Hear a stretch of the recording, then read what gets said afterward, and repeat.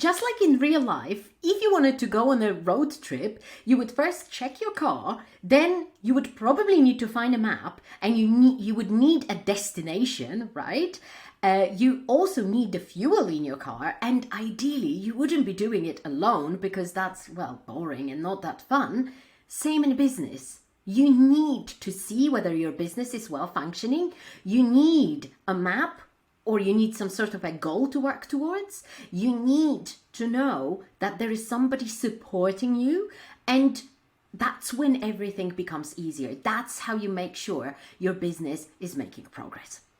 Welcome to the Get Richer Teacher podcast. My name is Ola, and I will be talking to you in this podcast about all the things that will help you realize your potential and your dream of having a beautiful, thriving, sustainable language teaching business. And I hope you enjoyed today's episode. It's got a bit of a theme, as you can probably notice. I find those kind of road themes and metaphors very appealing. I hope you do too. Hence all my programs are called The Rocket, because there is this element of action and progression and direction. So I really like that. So today, while talking about growth or progress in your business, I'll be using the road trip metaphor. I think I used that before, actually, if I remember correctly. If you remember which episode that was, and if it resonated with you, then this one is gonna be even better. So what I wanted to say is that when we're planning a big road trip, right? It could be with a specific destination in mind, or it could be with like little small steps on the way that we're planning to see, that we're planning to visit, whatever. That's exactly the same approach that we can take in business. I don't actually believe that you need to have a very super specific destination in your business.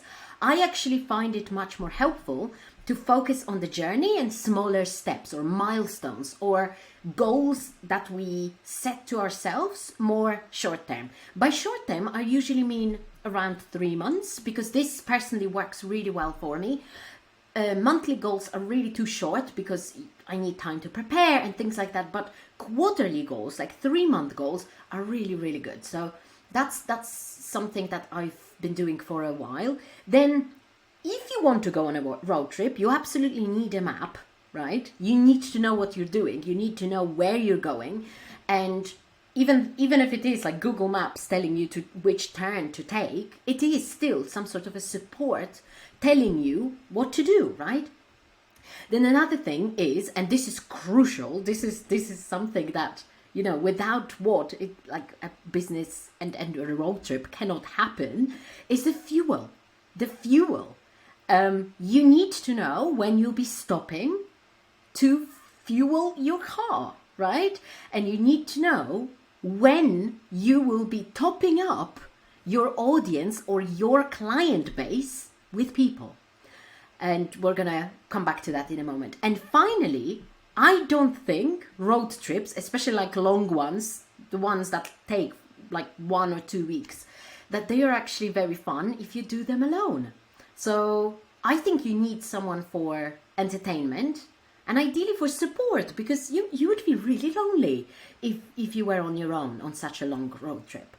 So all these things have a beautiful kind of a beautiful equivalent in business, let's say, the destination. So in business, we don't really need to be going somewhere super specific. Like, I like to think that my business, that like the purpose of my business or the destination for my business is for it to make sure that I can make a living out of it. This has already happened. So now I'm like, where am I going? So now the like natural progression is that I have some certain financial goals that are annual goals or even 3-year goals, but they are I'm less in touch with them because they are so long term, right?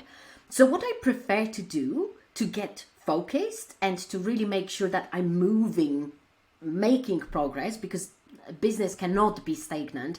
Unfortunately, if we keep it, if we don't make sure that it's growing, businesses tend to flop. These businesses tend to, unfortunately, feel like it, and there is also reasons for that. There is inflation, there is changes in trends, there is all sorts of things. So businesses really, in order to sustain a business, you need to grow it. So a really good way of making sure that that happens is having smaller goals. For example, 90-day, 3-month goals. So what I mean by that in business is having sales goals. So for example, a launch of an offer, or a certain number of people signed up by a certain date, or a sale of a product, or something having been created by a certain date. So it's usually around something that we sell, because without selling something, a business cannot exist, even if it's lessons, right? So this helps you move forward. So if you, just like me, find making annual plans quite overwhelming, then you're not alone. But also, you don't have to make massive annual goals to make progress. I think it's totally enough to just know that, for example, now at the time of recording this, it's December 2023. By the end of March, I more or less know where I want to be, or what I'll be selling, or what I'll be promoting in that period. And that really helps me focus in my marketing. That really helps me focus in making sure that my business grows. So try that. Think in 3-month increments. So going back to the road trip metaphor, you could think about if your whole journey is about, I don't know, 2,000 kilometers, it could be every 300 kilometers. What happens then? You have a break, you visit a certain city, whatever. You would do that. You wouldn't go for 2,000 kilometers in one go. That's a bit crazy, right? So plan your milestones, plan the stops, right? And that's a really, really good way of looking at it. The next thing is, and I probably even should have talked about this at the beginning, but it's the fuel. And there is a reason why I'm talking about this, and why I even use the whole metaphor of the fuel, is because there is a certain trap that a lot of teachers fall into, and this is especially if we rely fully on word of mouth. And now, you probably know, if you've been listening to this for a while, that I do not demonize word of mouth. It's a really powerful marketing technique, but there are other things that we can do. And I think relying too much on word of mouth can make us end up in the feast and famine cycles, because what that means very often is that you do not have any control over when you will be recommended. So you don't know what the flow of people who come and inquire and sign up to your waitlist or are interested in your lessons are going to be. So you just hope for the best. And unfortunately, the situation that I've seen time and time again is that there might be periods where you're super busy because, one student recommended you to somebody else. Or for example, it's like a very specific time in the year, like September, maybe that's relevant to you, where a lot of people are inquiring and you've got so many people interested. But then comes December, because you relied on that influx then, and you thought, I'll be fine, you don't need to worry about it. Unfortunately, it's not a secret that we need to be thinking about this fuel, and people are the fuel, much more consistently. So if you are still at that stage where you rely on the word of mouth, and when people come, they come, whatever, hoping for the best, that's probably why, and it's probably contributing to your business not being able to make progress. So to flip that, flip that, I guess, a little bit, and take more control over your marketing and over how many people are interested, you need to be investing energy, less energy, but consistently into your business. In the road trip metaphor, it means stopping every 200, 300 kilometers to fuel up, right? You won't wait just because you don't want to stop for fuel. You won't wait like for 8 hours because your fuel won't last. And the same thing in your business. If you end up in a situation when you've run out of people who are interested, people are suddenly finishing their contracts with you, and you're starting to panic, it's already too late, okay? It's the reserve in your car that's lit up, and it's like any minute now your cars can stop. So what we want to do is avoid this situation. What we want to create is a consistent habit of you marketing your business every day, and I now believe that you can do it in 10 minutes a day, where you make sure that there is a consistent flow. It doesn't mean that you will have a wave of people coming and wanting to work with you, and then you'll have to say no and sign up to everybody. No, it's not about that. It's about making sure that those people stay interested, stay nurtured, if you remember from the previous episode, and that when 2 weeks before somebody is finishing their contract, you can reach out to a person who is already in your audience, maybe on your list, for example, and you can say, hey, I actually have a new spot opening in 2 weeks. Are you interested? Wouldn't that be a much more comfortable position to be in, rather than thinking, ooh, people are finishing, I'm running out of clients, so I need to now do a massive hurrah and attract more of them. It's marketing from a place of desperation, and it's usually based on fear, and that's why it's usually ineffective. And that's what's stopping you from growth and progress. If you find yourself in those cycles, that's what hindering your progress. So once again, the plan of what to do needs to be followed by a habit of consistent marketing of your business. Okay? So I've had a chat with someone recently, and they said, no, I don't need to focus on marketing now because I've just had a massive influx. And what I would say, and it took me a couple of weeks to think of a comeback, as it happens, what you need to do is exactly in that moment, when you feel safe, when you feel happy, when you feel, oh my God, people are interested, I've got a wait list now, it's brilliant, like I probably won't have to worry about it anymore. It's that moment when you need to start thinking about the future you.